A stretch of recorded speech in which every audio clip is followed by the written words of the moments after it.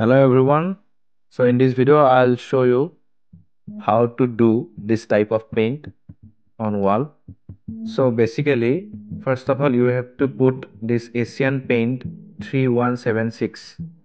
Asian Paint 3176 number color to আপোনালোকে প্ৰথমতে base coat হিচাপে মাৰি ল'ব লাগিব wallত. This will be your base coat.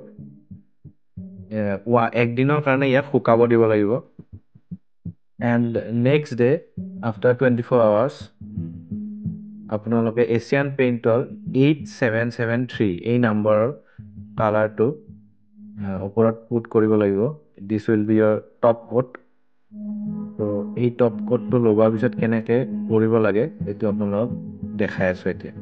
এই যিটো আপোনালোকে য়েলো কালাৰ দেখিছে এইটো হ'ল আপোনাৰ এছিয়ান পেইণ্টৰ 3176. নেক্সট এই যিটো এতিয়া কৰিবলৈ গৈ আছোঁ এইটো হ'ল আপোনাৰ এছিয়ান পেইণ্টৰ 8773.